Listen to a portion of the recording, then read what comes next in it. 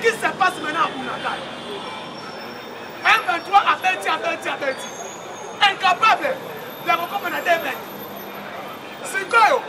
Par contre, que non, obstacle les alliés fait armée. Armée Azali M23 a utilisé ma moyenne nuance. RSI. Maintenant, notre FRDC commence maintenant l'introduction pour débuter la guerre. La guerre. La quoi Bunagana? C'est quoi? Il y a aussi ici ma force nuance. Des homonies. Big Sikoyo. Déploiement militaire pour cercler le M23 la quoi Bunagana?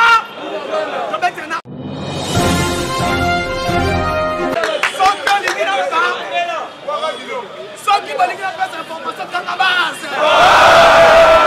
Ils sont les Kanabunagana. Kagame Alobi.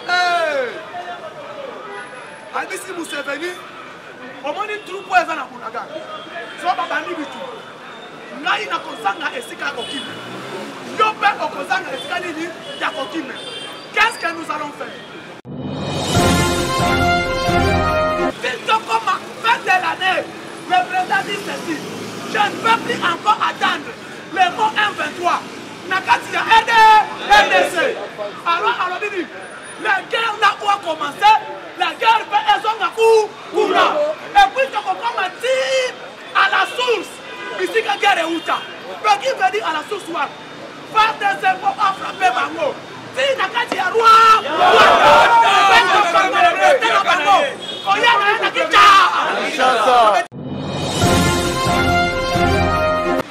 El Kagame continue couloir diplomatique. Ah, visé. Nachi Seketi. Je n'ai pas le temps de coopérer et de parler avec un assassin.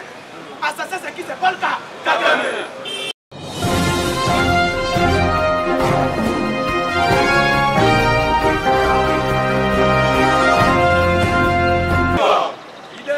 Viva! Viva! IDPS, viva! Viva! Viva! Viva! J'attends maintenant, bonjour à tous. Bonjour. Ok, on appelle ça comme au sommaire. Après, sinon, merci à la réunion sur Baza Awa. Dès que vous avez une tombe sur la masolo politique. Après, ça comme au sommaire. Après, on a dit qu'il joue par vous continuer. À au moins 10 minutes, on va continuer. Actualité, Zaboni. Hollandi, président de la République, na Hollande, Oya Lobby, on a mamboté le réchauffement climatique. Et puis Hollandi, F. Bazaïba, na Yangam, c'est un préparatif, c'est le COP 26. On va passer le 1 novembre, na Égypte, toujours en Afrique. Et puis Hollandi, pour les versements, moi, je cotise. Moi, je salue Nini. Kagame na Museveni. Kagame na Museveni. Moi, je cotise. Je pense que Bolandi, Uganda a bimisi ba Congolais qui ont surtout bazala qui réfugie. Refuge na Uganda. Azong sabango na Bunagana. Pour quelle raison? Kagame a lobby boy. Yeba yango bien. Nanga balingi ba renverser nga.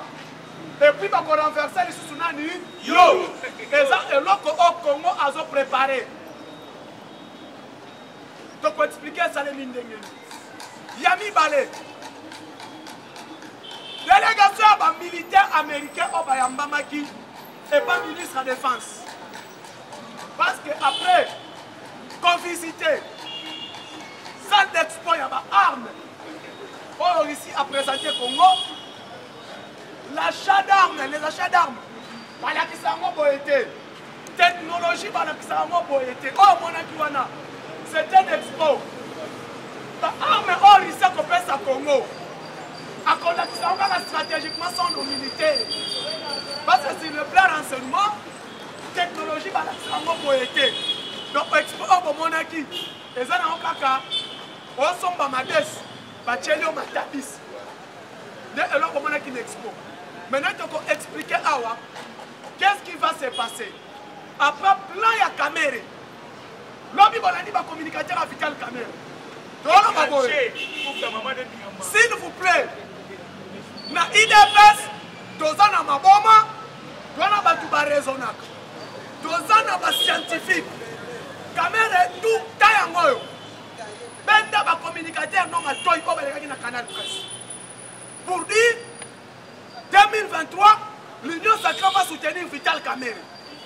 On l'a dit, on va soutenir Vital Kamerhe. C'est le moment maintenant l'IDPS et apporter choix par Kamerhe parce que Kamerhe a une vision pour la RDC. Biso tozoloba te. Tango biso tokoloba, ministre intérieur aye kokanga biso. Alors bien on a média mututu alandi. Le communicateur de l'INC. Pourquoi? Parce que Kamerhe a ici bahati, bangona bango ba Swahili. Parce que porter soutien, il y a bangona bango banani ba Swahili. Et bahati dit clair. Félix Tshisekedi qui a la vision ya Congo et Union sacrée. Biso de quoi porter soutien na biso pa na ye. N'est reconnu wana. Mais Kamerhe benna ba communicateur non mato. Parce que l'IDPS na édition char nyonso ya bato eza na kati ya nini ya IDPS. Ya mibale sondage oyo ebimi ya Bercy toyebi ke Moïse Katumbi sondage ebimi oza candidat na Zambie. Candidat na wapi? Na Zambie. Et puis candidat wapi? Premier ministre wapi? Na Israël, na Italie. Vous avez un sondage qui ne peut participer. Dans ma bonne bibi, na 30%. Il est best viva. Mais choix est clair. Sondage bibi Moïse Katumbi candidat wapi? Na Zambie. Na COP 26, on a dit Tshisekedi. Président clair, nana l'obitana on va au sommet. Oh, ça dit, moi me cotiser.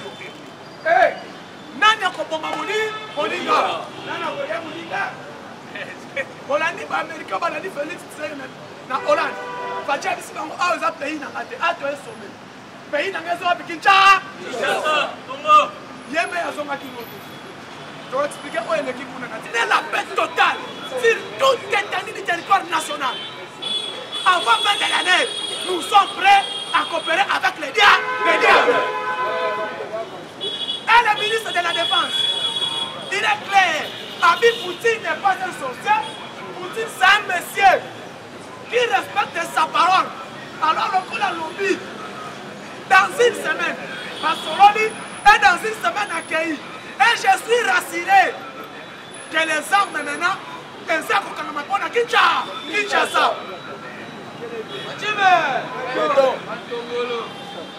Balamoko Américain baza fils Bakei na ngambo ya Rwanda. Le Rwanda c'est un pays de 150 km². Rwanda nana nango na ba province nango na 150 km². La République démocratique du Congo. Donc au longwa Kinshasa si okomi Banzangu ne munene ya Rwanda mobi.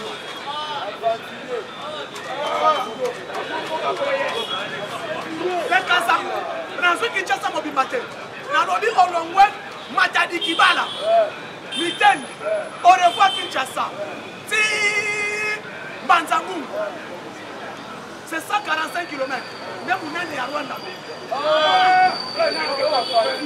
Sikoyo, nini sikoyo zole? Rwanda armé ba rebelle na M23 ba militaire na ye ba attaqué ba komi Bunagana ba komi bloqué. Qu'est-ce qui se passe maintenant à Bunagana? M23 averti incapable de recommander des mecs. C'est quoi?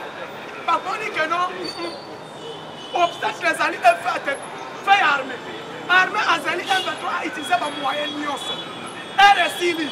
Maintenant, notre FRDC commence maintenant l'introduction pour débuter la guerre. Na quoi Bunaga? C'est quand il y a aussi ici ma force union. De Amoni, Big Sikoyo, déploiement militaire pour cercler le M23. Na quoi ya Bunaga tobetena armée na biso. Premier début. Deuxièmement, le président de la République, puis l'état-major général, a changé la communication surtout. C'est qui n'a qu'à dire parce que la guerre, c'est d'abord communication. Moyen de communication du message. Yami Balé, tous les officiers militaires, qui ont contrôlé Bitumba, Fadji a changé. Et le président de la République a vu comme base spéciale l'intervention rapide, il y a garde républicain. Qui n'a Kata, qui n'a Kaebea, qui n'a Kitona. Atini bango nyonso na est en époque de kosonga na bino voyez la mavi victoire nini siko ebani El Kagame amoni eloko wana atali parade oyo commandant ya garde républicain Chiwa Wasani Kagame alobi Albisi Museveni omoni troupe eza na Bunaga so babandi bitu ngai na kozanga esika kokime yo pe okozanga esika nini ya kokime. Qu'est-ce que nous allons faire? Par réfugiés congolais nyonso bakimaki Bunaga bayaki na Uganda zongisa bango na RDC ntango kozongisa bango ba M23 mosusu bamilitaire na biso mosusu tokoti bango na kati ya maskade ya population bakota chiwa walobi boye nyonso tu bakimaki Uganda oyo bakota su Bunaga na eza te bamemi bango tutwa na mituka na biso tina Rutshuru siko Bunaga etikali vide. Maintenant nous allons affronter entre nous et le M23 siko eza nini IDPS FIFA IDPS FIFA Fadjime Fadjime Fadjime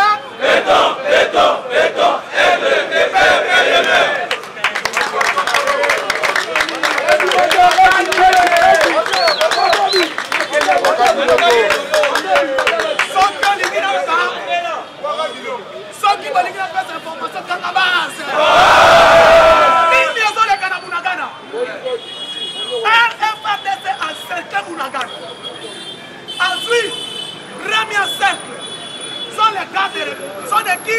FRDC. Deuxième cercle, force spéciale Outi Wapi, Gabon. Troisième cercle de la Kata Bunagana. Et Zanani.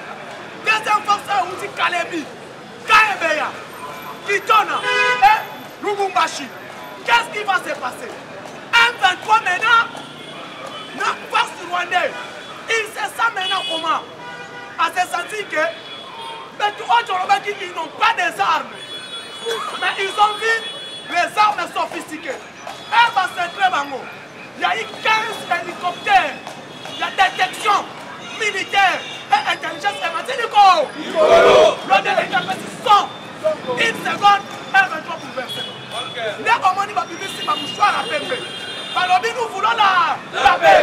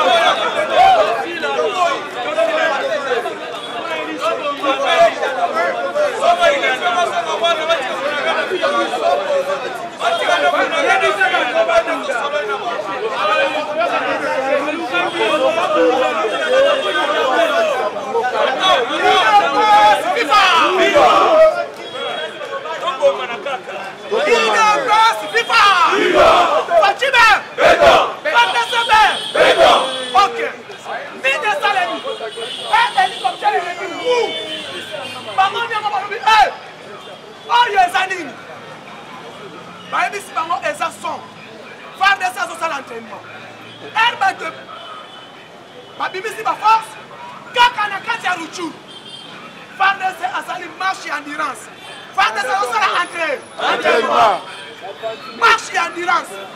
FARDC à l'entraînement. M23 le dit. Oh non. 2 hommes en dialogue. Par contre, il faut provoquer Bisso. Le président dit ceci. A dit des messages. Parce que Kagame a béni président. Le téléphone. Kagame a béni président. Le téléphone. Alors, s'il vous plaît, photo solo là. Fachi téléphone moyen de cas. Si me orange babou, babouka. Si me Vodafone babou, babouka. Avec Fachi un journal. Kagame a fini papillon. Madame le président de Belgique. Lui pensait que le chef de l'État est allé faire la politique de la Belgique. Or, Fachi, Belgique est un pays. Il y a scandale pour aller en Hollande. Amsterdam. Atini. Batoumoye Bamona Fachi. À quel couloir diplomatique. Babisika président à l'Okaka, c'est une plan politique. Quand l'Okama bête ma place, président à Kotaka, c'est le plan politique. Avec un couloir diplomatique. Avec dit que non, le président est passé par ici. Alors dit non. Parce que Kagame était trop si. Le président va passer une interview aux élèves qui prévu. Avec journal le soir, il y a Babel. Mais quand il y a un couloir, Fatia Lobi, les athées, il a passé dans le mariage de Konae.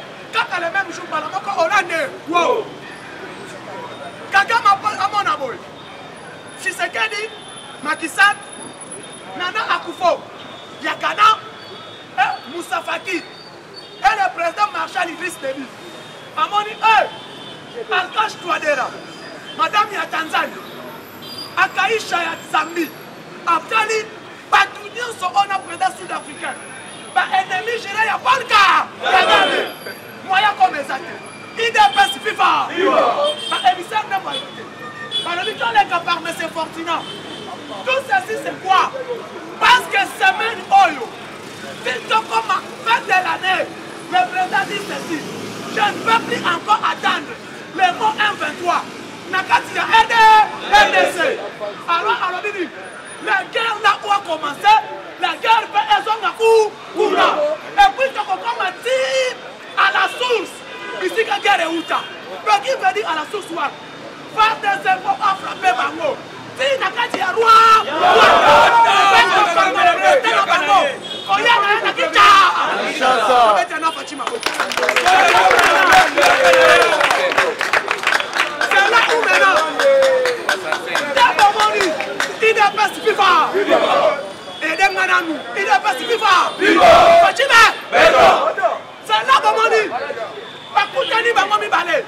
Museveni en tenue de guerre le chapeau.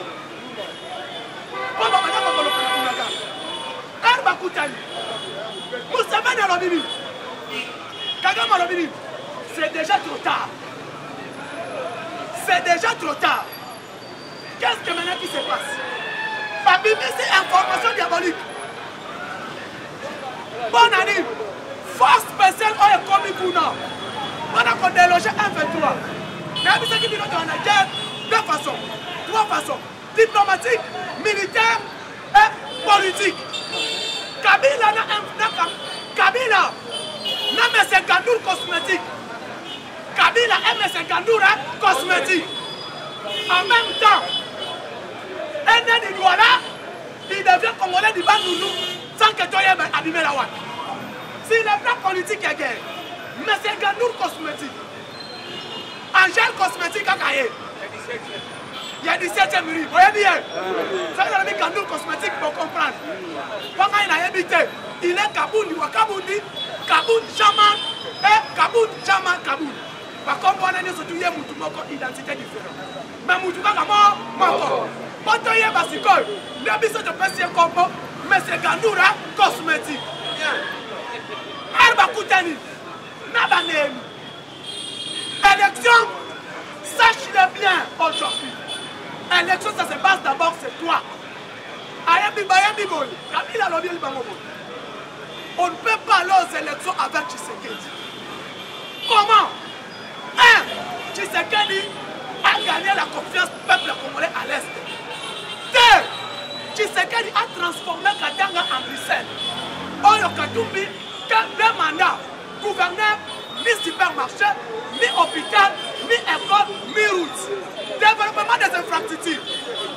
De Nilolo à Katanga, à Kalemi, Masuka à Sali. Et Tshisekedi lui-même compte 5 provinces. Oyo électorat et bimakate. Nazotanga yango. Kassai oriental, Kassai central, Lomami, Sankuru. Vrai ou faux? Vrai ou faux? Sur 26, à final combien? 5. Tshisekedi a acquis la confiance du Kwango. A acquis la confiance du Kwango avec la route et des écoles et des hôpitaux. Hier dimanche, vous l'avez suivi le chef de l'État. Il était, mais par la BSECO, bureau de coordination des contrôles. Il y a Congo, nous avons un projet 145 territoires. Merci beaucoup, on va 1000 francs. Il est FIFA. Hier soir, le dimanche, vous avez vu la BSECO. Après 6 marchés, dans la société quand on a 145 territoires. Président Lodi Boye, pour exclure Ville à Kinshasa. Pour exclure Ville à Kinshasa. Dans le marché, parce que moi-même, j'ai tout un projet pour la ville province de Kinshasa. Rien que route Moko. Je n'ai pas ça d'une information. Rien que route Moko. Hormis boulevard Lumumba. Eko Sangisa. Lukunga, Funa, Mwamba, passant par Tcham. Deuxième route qui va nous amener vers l'aéroport. Oh, bah, nous approchons dans mon canal. Fatia Lobby Boy. Arbazui. 91 millions de dollars. Papa, si on a ma chance, ma société, on a débuté 145 territoires. Les routes Itima et les routes avantage. Il est pas ce qu'il va. Nous avons une information pour la gare. Ce qui est quand même à nous. Nous avons il est pas ce qu'il va. Il est pas ce qu'il va. Maintenant, Fayou Lomonini, qu'est-ce que nous allons faire pour salir Tshisekedi? Parce que, hormis 5 provinces, il y a Kassai, il y a Grand Kassai, Kuna, Bafotaka, Nabana Mikaï, Babimaka, Kote Baoutaka, Toya Bakate, Bakoko Basenkwaka, Bayaka Kokote Tshisekedi, Sikoyo, Tosi Kwango Bapesire, Congo Central, Nkamba, Kura Ekoti, Nzela Esalemi Maezoko. Olongwa wana, commandant Manterne, passant par Singidi, et pas Kassavu, Kuna Penzela Salini, et Salé. Toyokan. Kurana Mai, Tshisekedi a Koti. Malobi, dans le Kelo Komoko. Quand Tshisekedi a échoué dans l'élection, quand choisissez l'élection, guerre à Est, qu'est-ce que nous allons faire maintenant? Puis sa information, il y a le couteau sur le bras et Molima, il y a des députés. Banane, parce que là, il y a des fonctionnaires, des enseignants. Pas y côté comme nous dans l'Est, et puis il y a des gens qui sont là, vrai ou faux? Vrai!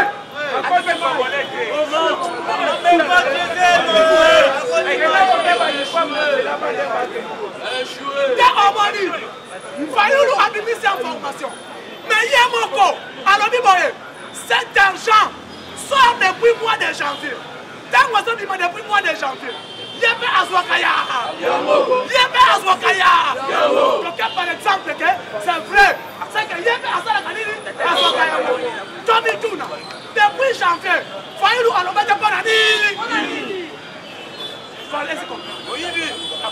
qu'est-ce qui s'est passé? Hier, la réunion préparatoire, on a déposé le projet de loi de finances budgétaire, exercice 2023. Bassili Saki, projet de loi de finances. Ça reste que l'homme du président commun, la bataille du chef de l'État, dans le projet où on a pas, le Premier ministre sera déposé la semaine prochaine. Midi Fatih, merci. Et puis Fatih, pardonnez ma Congolais dans ma baigne sur le le président a dit ceci. On doit doubler les salaires des militaires et les fonctionnaires de l'État.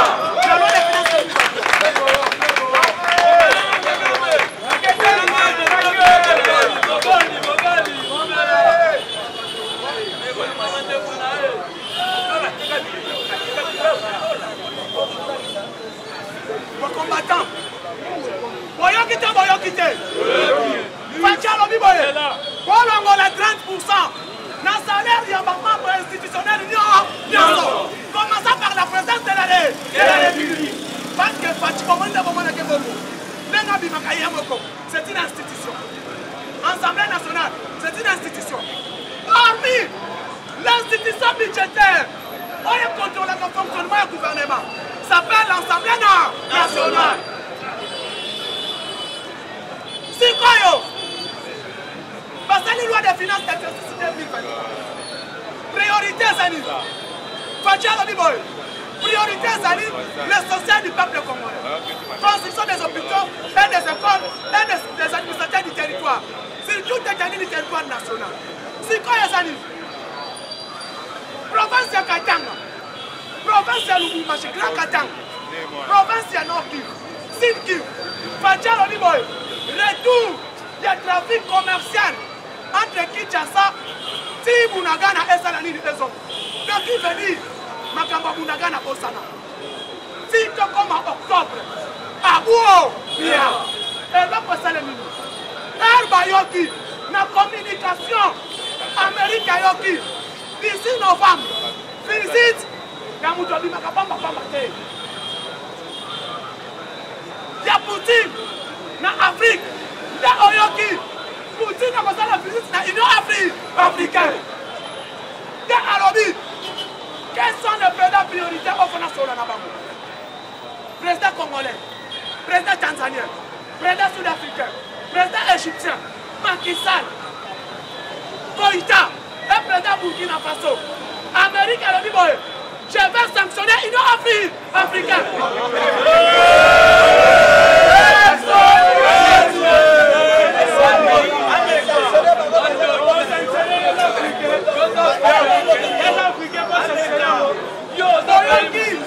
Amérique Alobi Boye, je vais sanctionner l'Union africaine. On a dit, pas à soutenir, nous devons créer des zones de la monde. D'abord, ancien président russe, Alobi Boye. Alobi, bataille a ici. Amérique a échoué. Et puis Donald Trump. Alobi n'a rien dit ça qui dit non. Président américain au côté, il ne connaît absolument rien de la politique. Alobi, premier échec, il a échoué avec la RDC. Père Tito-Sui, qu'on perd le monopole de niveau RDC.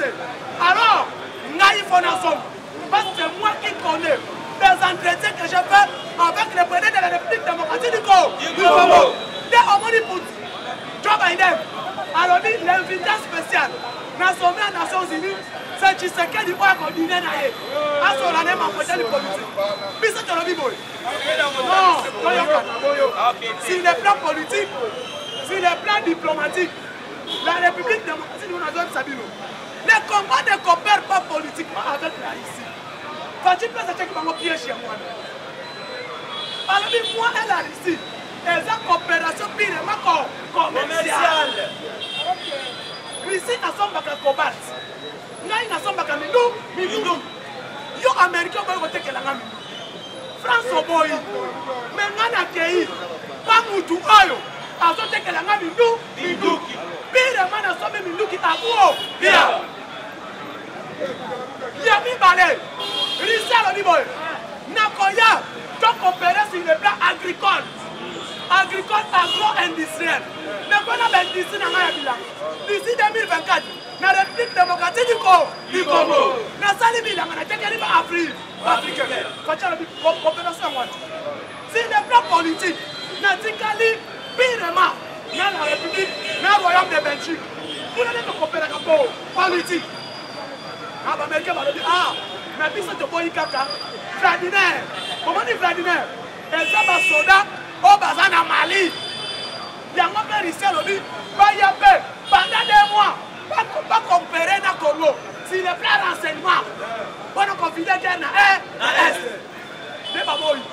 On a vu ce qu'on a fait, on a comme un dictateur en Afrique. On a risqué au bord de la Rwanda, au bord de la Ouganda.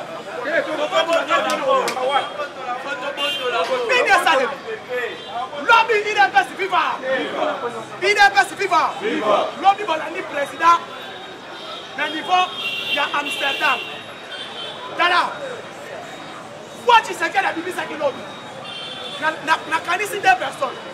Quand le chef de l'État parle, soit casse que tu as maton. 5 ans nous avons, mais ça n'a pas compris tu sais qu'elle a son compagnie. Tu sais qu'elle a 3 points. On a gagné. 1. Alors, pas tout bas pour maman qui on a le réchauffement climatique. Les abino. Alors, il va clair, les anani, les abino. Amérique, Russie, France, Angleterre, Canada. Il y a mis balai. Pour ça, là, injustice dans l'Afrique. Place pour place à Afrique, 54 milliards. Pour place à Afrique, 2 milliards. Pendant que il y a mis ça dans Kangi. Alors, la République démocratique du Congo, mon pays. Alors, mon pays. Et le pays solution. Dans la campagne de dérangement, dans le réchauffement climatique. Mais à ce gagner et loco, et le Congo est clair. Donc on travaille, donc on exploite. Pétrole, il y a la République démocratique du Congo. La gaz, la biso. Pourquoi? Parce que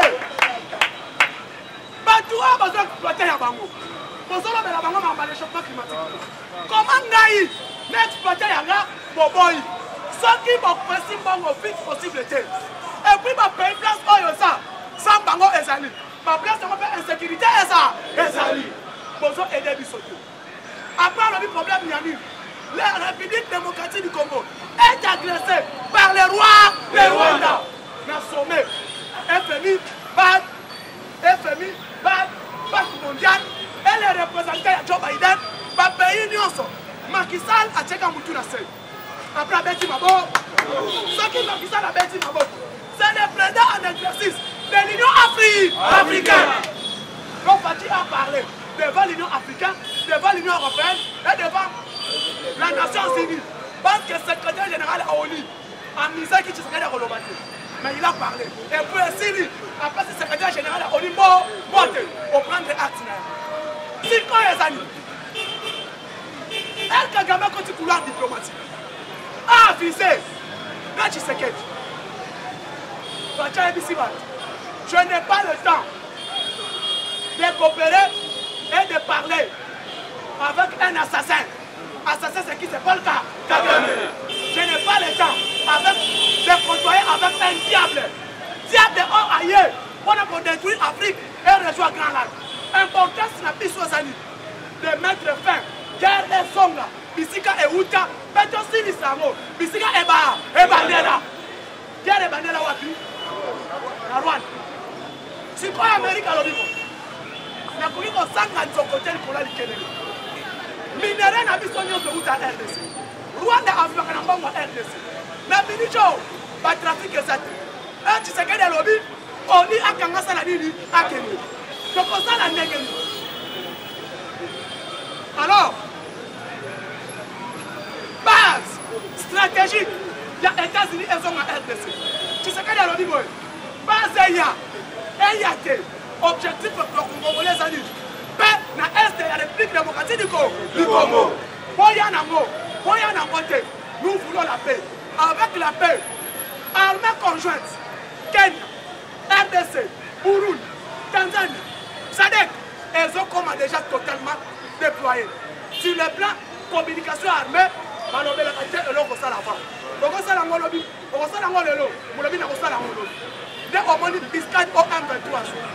maintenant, la guerre sur le plan communicationnel, M. Kabila, Trion à Bango, Herbamoni. Donc il y a une élection, Bango va ligner l'élection. Mais il faut tout ça. Tu vas faire échouer Tshisekedi sur le plan communicationnel. Parce que Jean-Pierre Bemba Lobibo, pas congolais dans tweet, pas libre ça y est, n'a qu'une dossier de quelqu'un à Genève. À Genève, à Bouo, bien. Et posons la société. Et je n'ai pas l'intention d'être candidat président de la République. Le candidat Tshisekedi a un potentiel à amour unité dans la réseau nationale. Faut toi accompagner l'Union sacrée Mobima est réussie. Kabila n'est pas Kamel. L'Ouakanikini, Kamel a fait sa position. omoni caméra engagé ba communicateur na yo nalingi koloba te soki nalobi bakoloba bato idps bazalaka mabe j'ai dit à caméra l'idps aza na potentiel ya bato bafingaka toza na bempoli tona bato ya mayele toza na bato ya rasi nyonso caméra engagé à part ki moyibi na idps azalaka yaba yango bavoyu biso tokomata na bachaine mpona koatake yo parce que yo ndo otindi bato na yo kanga bambuwa na yo oyo baza barwande na babukunde sikoyo Kabila a fait la statistique Jean-Pierre Bemba grand équateur oyo ye alobaka yango bayokaka au moins province ya Mongala province ya Kumba toutes ces provinces là balobi bango nyonso pa Tshisekedi plus 5 à Tshisekedi si le plan stratégique électoral Tshisekedi nanu élection banite azo gagné déjà dans combien de provinces 10 provinces et ensuite province ya Kwango avec Papa Mbosso et jusqu'au Grand Katang parce que Moïse Katumbi n'a pas absolument rien bolandi marche ya jeune Katanga jeunesse conseil du Katang balobi boy 10 ans ya Moïse Katumbi Katanga ezalaki na hôpital mobile ezalaki na nzela te bakosaki bato kaka na kwa moko ya golf balakisa batino na banzela na batele ke Moïse azosala mosala or c'était lamentablement échec Tshisekedi a développé 2450 km de route réunissait toutes les grands Katanga nde omoni avec wana Moïse échoué donc on a 4 provinces ya grand Katanga Tshisekedi a 16 provinces Kabila abisi bato na ye oke konégocier tuéchoué nini kokosala okekaka Kaboul tozwa batemi ya Katanga ya Kasai todiminie leadership ya Tshisekedi bake boye bake pa Kaboul grand Kasai et rejeté jamais Kaboul en blanc tobengani oza su Kasai te tobengani oza su Kasai te te omoni sur le plan vidéo de baaméricain balobi tozomona te Fayulu s'est diminué jusqu'à aller prendre Maman Marie. On dit Maman Marie, c'est lui qui devient le secrétaire général chargé à mobilisation. Il y a un chiffre. Il y a l'amour, il y a l'amour. Dernière révélation. Hier Mouzito, il est passé. Hier Mouzito, à côté à Union Sacrée, à l'église de la grande porte. Alors bien, s'il vous plaît, Massou Anowa. Donc, n'importe même le député national à Pamba, Nabi Manakoui. Parce que, en lui, on voit les choses. On l'a dit, ministre, il y a intégration régionale. Maître Didier Mazenga, Azana province à Kouy, Azana tournée. Alors, il président Zoya, uniquement pour lancer Maï, n'a pas appelé Salotini qui a grand Bandou, comme il s'en est. Là, on dit Mouzito. Alors, dit, il n'y a pas courant à la tête. Tu sais qu'il y a courant. Maï est à la tête. Tu sais qu'il y a maï. Gratuité de l'enseignement. Bana Bazongi Kelas. Nous allons au Salem. Et pour les livres, il n'y a pas. Boulougou, qui quitte. Ok. Jean-Pierre Bemba. Alors, Jean-Pierre Bemba.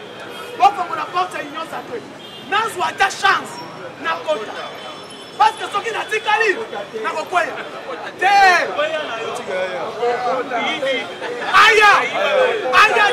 il y a mis ça, ça dit. Si quoi, Fayulu, allié n'a pas dit, et ça, Maman Marie. Et je vous informe, l'Union européenne, la Banque mondiale et FMI, ils ont lamentablement échoué. Parce que Joe Biden n'a pas la chance d'avoir deuxième mandat. C'est quoi le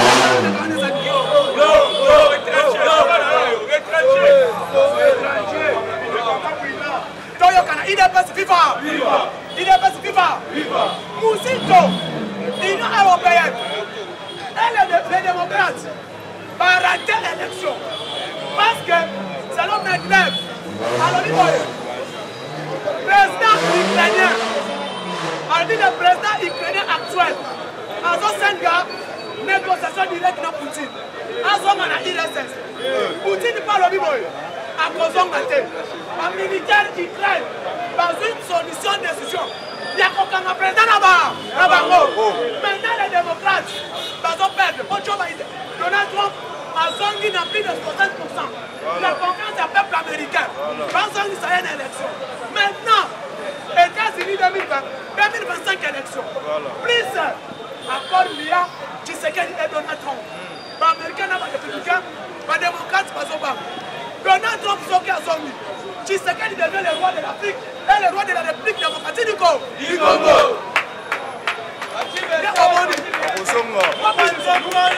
Soutenir la solution. Pas soutenir parti Nabiso. IDPS. Nous avons besoin de nous-mêmes. Nous avons une chance. Un leadership qui a officiel Kabouya. Oh, et ça les papa Joseph. A continué la